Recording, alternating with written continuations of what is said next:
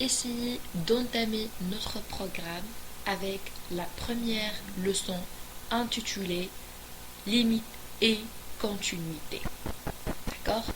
Bien sûr, les limites sont déjà faites par le programme de la première année baccalauréat.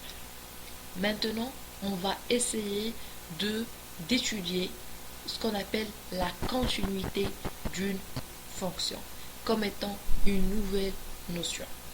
Mais il ne faut pas oublier que les limites jouent un rôle primordial dans cette leçon. Pourquoi? حيتاش إذا ما كنتش عارف نحسب une limite, je peux pas déterminer si une fonction est continue ou non. On dit qu'une fonction est continue en un point x0 donné. إمتاش كنقول أن la fonction راه متصلة في واحد النقطة. Il y a une définition claire et nette. F est continue en x0. Pour montrer la continuité de f en x0, il faut et il suffit. C'est-à-dire il y a une équivalence entre la continuité de f en x0 et la limite quand x tend vers x0 de f de x est égale à f de x0.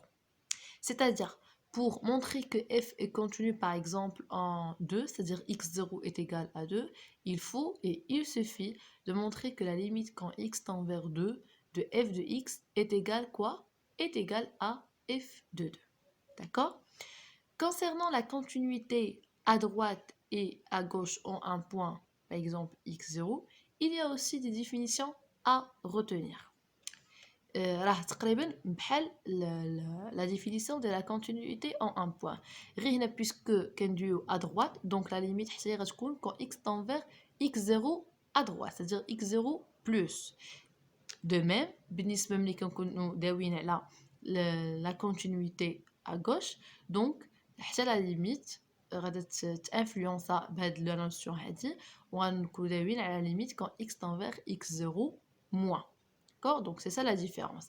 C'est-à-dire le fait de dire que f est continu à droite en x0, c'est équivalent à dire que la limite quand x tend vers x0 plus de f de x est égale à f de x0. Pour montrer la continuité de f à gauche en x0, il suffit de montrer que la limite quand x tend vers x0 moins de f de x est égale à f de x0. Conclusion. Le fait de montrer que f est continu, que ce soit pour un point, que ce soit à droite en un point ou bien à gauche en un point, il suffit de se ramener à quoi? Au calcul des limites. C'est-à-dire que le calcul des limites devient maintenant comme un outil de base pour déterminer si f est continu ou non.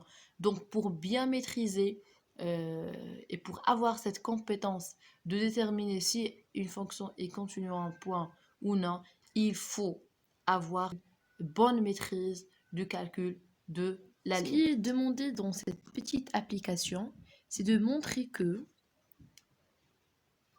la fonction définie par f de x, c'est x au carré plus x moins 12 sur x moins 3 avec x est différent de 3, et l'image de 3 avec la fonction f, c'est 7, est contenue en 3. C'est-à-dire, on doit montrer quoi? Montrant, donc ici, solution, c'est le fait de montrer quoi? Montrant que on applique la définition, la limite, quand x tend vers 3, de f de x est égal à f de 3. Parce que x0 c'est 3 dans ce cas. الحالة ديالنا هنا x0 هي 3. D'accord?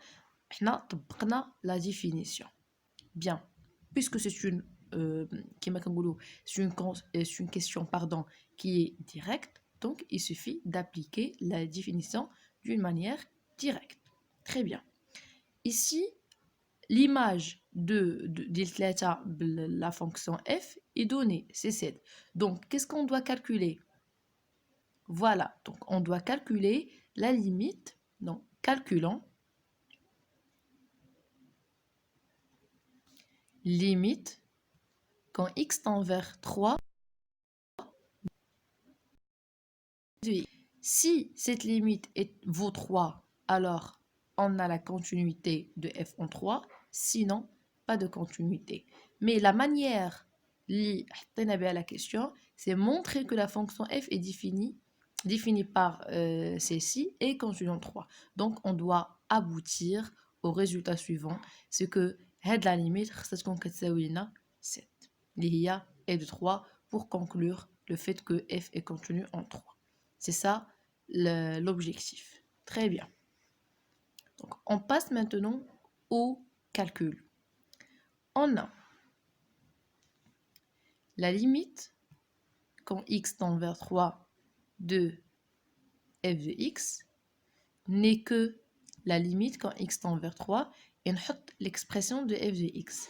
C'est x au carré plus x moins 12 sur x moins 3. Un calcul de première année baccalauréat. C'est le fait de calculer une limite. Ici, on a bien une fonction rationnelle.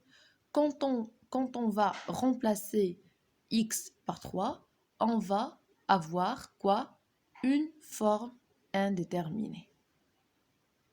Donc, forme. Donc, on a une forme indéterminée. Donc, d'abord, la forme indéterminée. L'astuce est la suivante. Plutôt, la règle est la suivante. C'est que,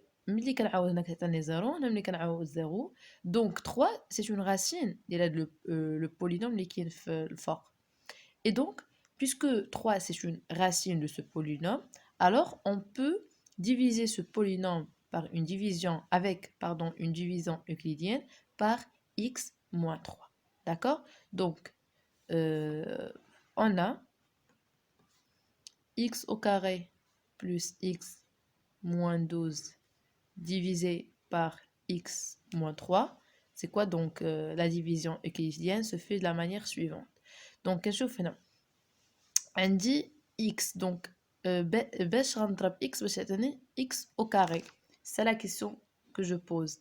Donc, on a x. Donc, x fois x, c'est x au carré. Ici, c'est moins x au carré. On a l'opposé ديال هنا.